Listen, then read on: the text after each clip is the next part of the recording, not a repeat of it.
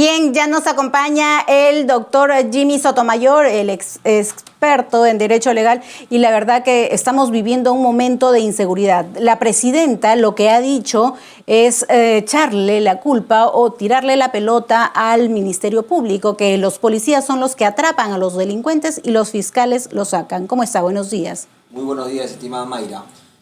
Me llama una primera reflexión sobre ese comentario de la presidenta. Creo que ella ha olvidado que ha tenido demorado, por decirlo de alguna forma, la ley que habilitaba la detención en flagrancia o en supuestos de no flagrancia, para ser específicos, y que no se podía aplicar la detención preliminar.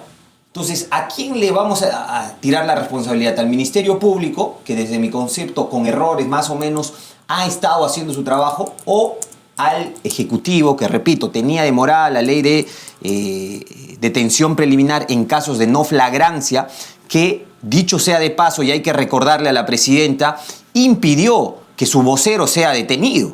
Porque, oh casualidad, justo en ese lapso de tiempo, se deroga la norma, según los congresistas, por un error. Entonces, yo discrepo con el comentario de Dina Boluarte. Y la verdad que existen distintas leyes para echarle la culpa al Ministerio Público de que son ellos los responsables de tener esta inseguridad y esta ola de criminalidad. Existen también leyes a favor que han contribuido a la delincuencia. Por supuesto, una de las que te he mencionado es la ley de detención preliminar, que no existió por el plazo de 4 meses. Me estoy refiriendo a casos en los que no había flagrancia. Por ejemplo, ¿no? ¿Qué pasa si es que hoy identifican al asesino de Paul Flores? En ese momento no se hubiese podido detener porque ya no estaba en flagrancia, hubiesen pasado más de 24 horas, que es el periodo de flagrancia. Y esa ley ha estado demorada no solamente por el Congreso de la República, sino por el Ejecutivo. Y eso hay que decirlo con todas sus letras, ¿no? Entonces, no es que sea responsabilidad del Ministerio Público, porque además hay que recordar las reglas de juego. El Ministerio Público solicita las detenciones preliminares, pero quien decide finalmente es el juez de investigación preparatoria, no como están tratando de hacer ver la Fiscalía, ¿no? En todo caso, hay leyes como la prescripción más corta para los delitos, no allanamiento con un abogado, que ahora hay que tocarle la puerta y le da chance al presunto investigado de poder esconder todo acto de evidencia, y los órganos que ya no existe. Se restituyó el tipo penal solo para extorsión y sicariato prácticamente. Has mencionado un par de leyes que me parece fundamental recordar, porque a veces cuando ya cuando pasa un tiempo ya se olvida la gente de qué es lo que han aprobado este Congreso, ¿no? Hoy en el Perú, por ejemplo, el plazo de suspensión de la prescripción es de 1 año. Esta es la famosa ley Soto. Esta ley ha permitido que muchos casos entren en prescripción, y más que prescripción, en impunidad, hay que decirlo tal cual, ¿no? Esa es una primera norma. Otra norma es la exigencia de mayores requisitos que se han hecho con respecto al crimen organizado, por ejemplo.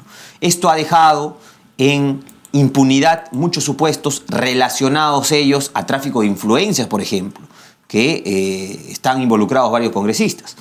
Y también el tema de aspectos procesales. Me estoy refiriendo a la participación del abogado en los allanamientos. Fíjense, voy a hablar directamente. En el caso Santibáñez, se produjo un allanamiento y él dijo, no, aquí la ley dice que tiene que estar mi abogado, y tuvieron que esperar a su abogado. Hicieron el allanamiento y fíjense lo que no encontraron: el celular de Santibáñez. Y le preguntaron, ¿y dónde está su celular? Me lo olvidé en la oficina. Pregunto, ¿es creíble que alguien regrese a su casa sin su celular hoy en el mundo de la tecnología, en el mundo de la comunicación? No. Es imposible, ¿no? Entonces, nosotros consideramos pues que estas normas que han sido, aprobadas también por el Ejecutivo, porque si bien es cierto el Congreso los puede proponer, los puede elaborar. Pero lo promulga el Ejecutivo. Efectivamente, porque de lo contrario ellos podrían haber observado y no lo hicieron. Exacto. Entonces creo que simplemente se están bañando en aceite y le están tirando la pelota al Ministerio Público, pero sin fundamentos. Exacto. Ahora, hay otra ley que es darle más facultades, en este caso, a los policías de investigación y quitarles de cierta manera capacidades al Ministerio Público. Yo te quiero comentar ahí mi experiencia como abogado particular defensor en litigios penales. Nosotros que vemos la realidad y ya la implementación de esta norma en estos meses, te voy a decir que en la práctica es un total fracaso y es un acercamiento más a la impunidad. Y te voy a decir por qué. Porque la policía primero no tiene la capacidad operativa. Cuando toman una declaración, los policías se demoran 2, 3 horas más. No tienen la capacidad operativa. Pero no solo eso, sino que no tienen la capacidad jurídica. ¿En qué sentido? Cuando un abogado le objeta una pregunta que es impertinente, sugestiva, una de las preguntas prohibidas por el Código Procesal Penal, el policía no sabe cómo resolver y tiene que estar llamando al fiscal. Pero en ese interín se pierde no solamente tiempo en la diligencia, sino que se pierde el control de la misma. A eso vamos a sumarle que ahora para obtener, por ejemplo, acceso a la carpeta, me estoy refiriendo a de parte de los agraviados, nosotros tenemos que primero pedirle autorización al fiscal, luego al policía. Es simplemente barrera burocrática. Y si bien es cierto, la policía puede tener capacidad para investigar en el campo práctico, sin la capacidad jurídica que la fiscalía lo tenía, creo que esto nos va a llevar a un gran fiasco, ¿no?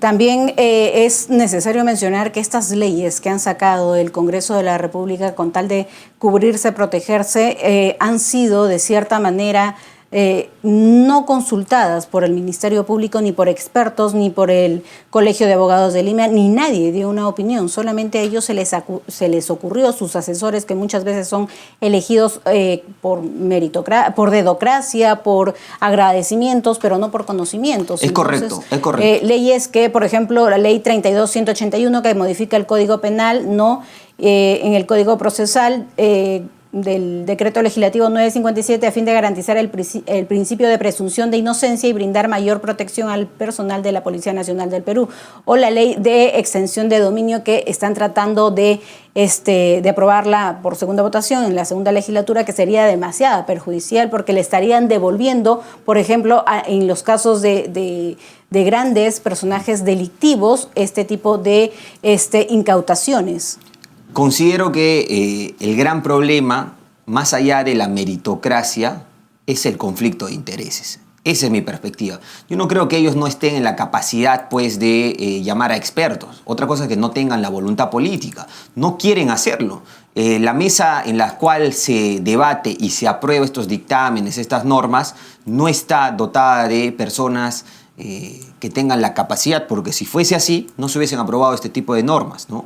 Y repito, más que falta de capacidad o de convocatoria a gente capacitada, creo que estamos ante un tema de conflicto de intereses. Y hay una crítica nuevamente al exministro del Interior, ¿no?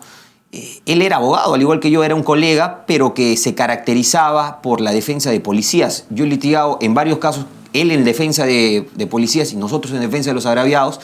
Y lo que yo he observado, que no tenía pues él una capacidad para desplegar una estrategia en lucha contra la criminalidad. Todo lo contrario, lo que él ha hecho y sus mayores logros que él, entre comillas, ha resaltado son los siguientes. Le hemos dado mayor presupuesto a la policía, le hemos aumentado el sueldo a la policía. Entonces, él ha estado en el cargo del Ministerio del Interior para darle mayores herramientas a la policía, económicos o para salvaguardar nuestra seguridad. Y la eso no seguridad lo ha hecho. De ellos. Exactamente. Sí. Y ha sido un gran fracaso, y hay que decirlo con todas sus letras, y lo peor es que una persona no reconozca pues su incapacidad y se aferra al cargo, ¿no? Las últimas palabras, ya que llegamos al final, me dice mi productora, me pareció corto el tiempo el día de hoy, la responsabilidad de esta ola criminal que tenemos, de parte de quién exactamente vienen, ya lo mencionaste, de estas leyes y de la mala gestión de parte del ministro del Interior, pero ¿qué se debería hacer?